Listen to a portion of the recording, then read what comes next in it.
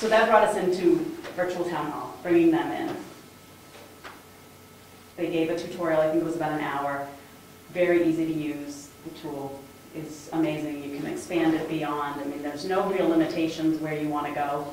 We talked to him, we don't want to do the video streaming, and some of these applications that towns use, there's a cost to those. We don't really feel there's a need here. But as far as updating agendas, having downloadable forms, calendars that provide useful information, it provides that. It has headers across the front that you can alert to new news.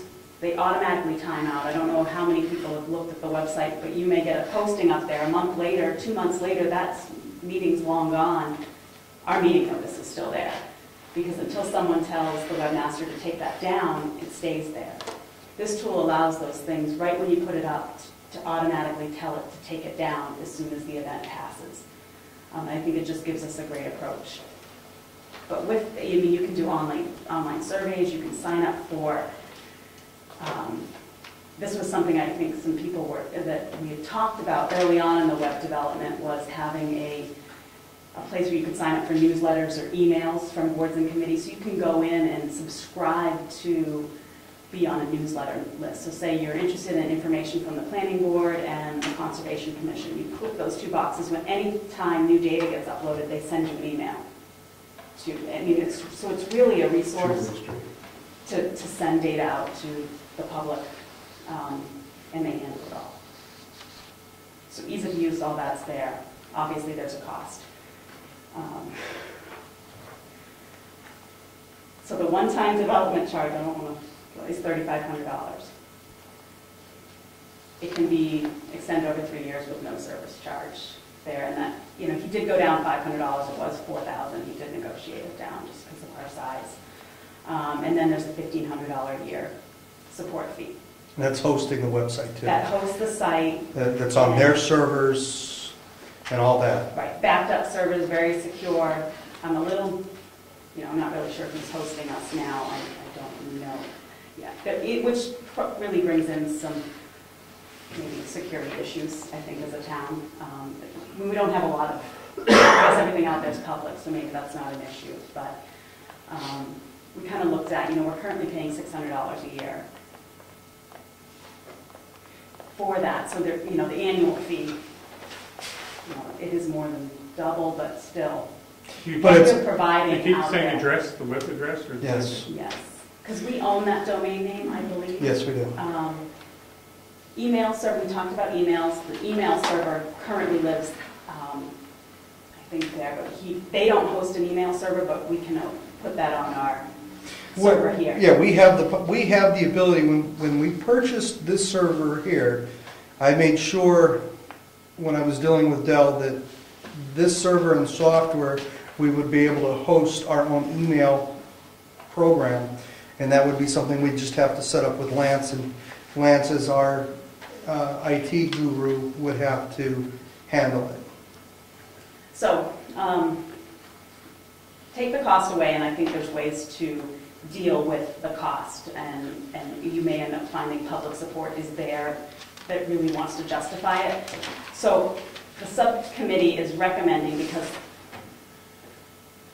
ease of use, value to the residents, expansion capabilities, return on investment, that we feel the selectmen should strongly consider this as a migration path. Well, nothing against Jim. I mean, he has his own life. He's making $600 a year to do these updates, which is small. And that's about one update a month is what you're paying for him to do this. Our website is not the best website on the web. That's for sure. There are problems with it. Virtual Hometown. If you go to Wolfboro's website, it's an easy used website. I've looked at them before. I was actually at Wolfboro when the presentation was made by these people to do the Wolfboro one. And I think that if we're going to have a website and we're going to utilize it to inform our town residents the rest of the world about what's going on in Brookfield, we need to have a decent professional website. And $3,500 is less than I thought it was going to be. I was looking at like I think the ability a for us $5,000. to control the content is huge. Yep. We really need to have that power back into each board and commission, committee, department head, really needs, they're the ones that know the information. It's very hard. And they're responsible for They putting it are. out and putting it And I up. think what happens is they're doing their job, and nothing against Jim, I think it gets pushed off, it may not happen right away. There's, or something happens, but then it comes back to the committee that looks like they didn't do what they were supposed to do, and I think it just kind of makes a lot of turmoil. And I think if either we don't do the website or we do it and do it right, I think that's what we have to do.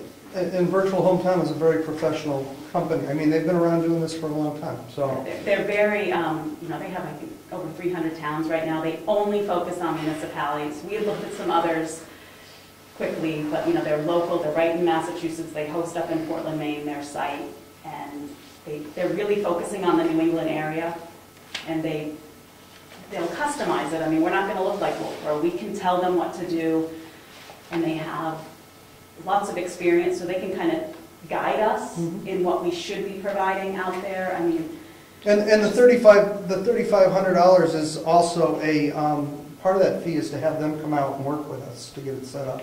yeah. So they're going to spend time with us. Does that allow Craig, for example, to put pictures on of the history of the town and stuff like that? Is that Yeah, what- I mean, we really can update everything. Like the masthead, we talked about that they design and kind of leave, but we can pretty much do everything else. When new people get added, it's as simple as sending an email to this website kind of thing. You go in through their utility, quick you add people, if terms change, anything, notices. It's as quick as us drafting something to send to the current webmaster. And the time it takes you to do that, you can do your update. So we're really not using any more staff time, but there's also so many other resources that I think it will just become, the public can now be informed. It'll be a website the town can be proud of. Could I ask for clarification? The $3,500 is a one-time setup. Does that cover the first year? When I was typing this in this morning at 4 o'clock, I realized I probably should have Now we know why she resigned. gotten that answer. I do not know. I don't think it did. it does. Okay. Okay. I didn't think it did, but I was curious. I thought we should have asked. Well, just so the public understands, it $3,500 is a one-time setup fee to set it up.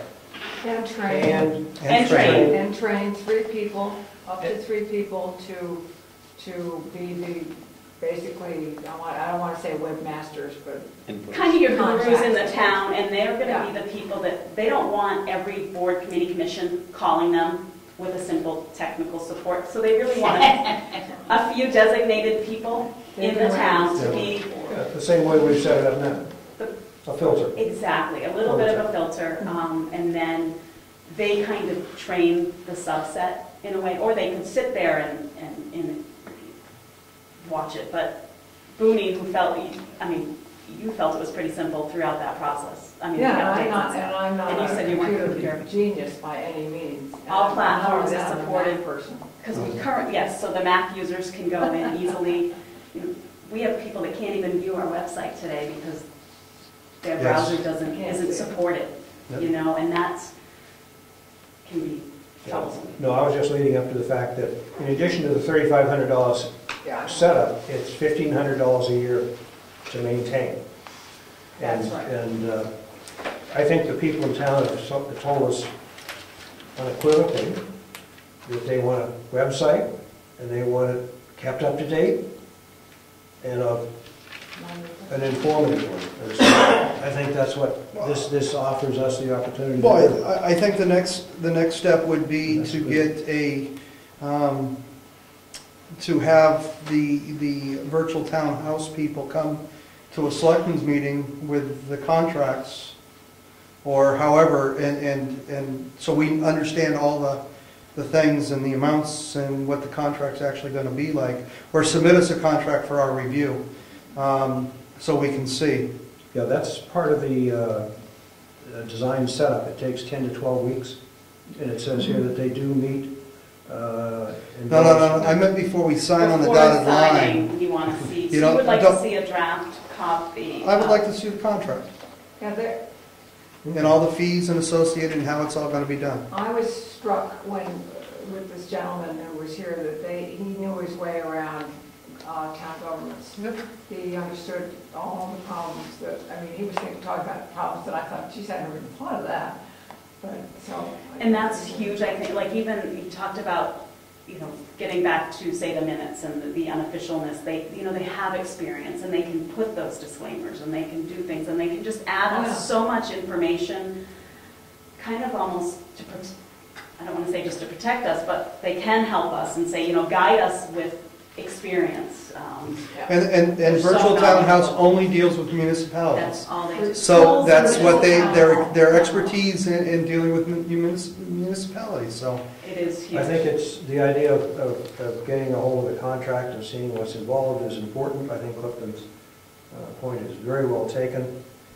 As a selectman, I'm sitting here going, where am I going to find this money? I can find it. Sorry, Ed. I didn't know you had such a good bankroll with it.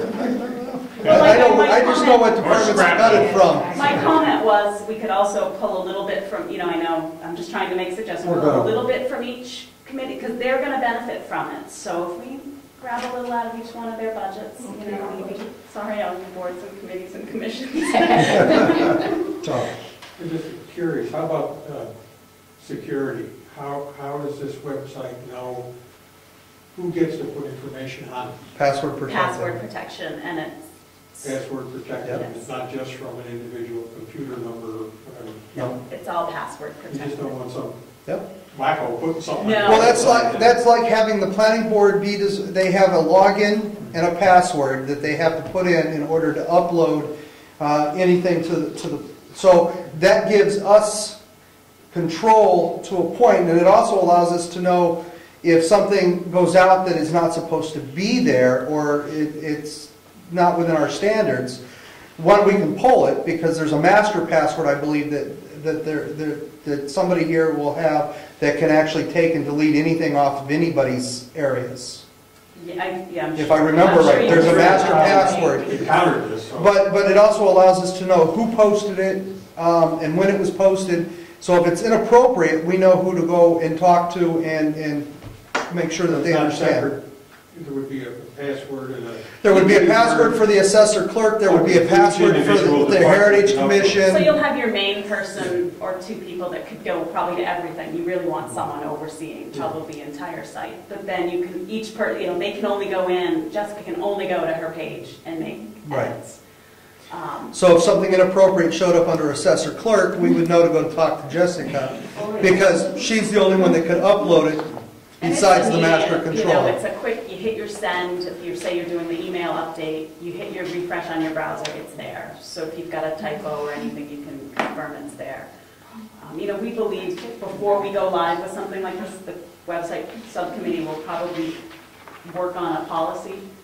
I think there should be a policy in place authorizing different things. You know, each committee should really put one authorized person and decide that person, have a log of who it is. So you just have some checks and Well, balances. you want some uniformity too. You don't want somebody doing in one font and somebody else doing No, you it. can't do that, really, too much. That's one good thing. You can change some fonts, but there will be, They have font control. Continuity. standardized it's, format.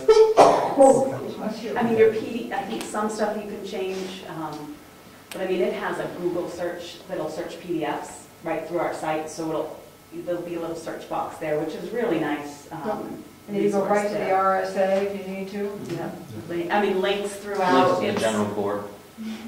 Links, whatever you want to you put want. in there for links, and it's, Do we need what a is there, motion? multiple ways to get different information. Just want to authorize That's the committee three to ways. forward and invite them in or get a contract. I'll make a motion that we proceed to the next step, the next level, and request a copy of a contract, and Yes.